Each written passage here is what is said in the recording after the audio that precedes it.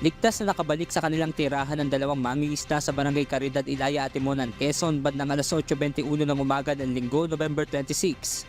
Ayon sa Coast Guard District Southern Tagalog, dahil sa naranasang sama ng panahon, nagpalipas muna sa isang bahay sa Barangay Gordon, Alabat, Quezon ang dalawang mangingisda na sina Rene Boy Alba at Juvenal Gamitin.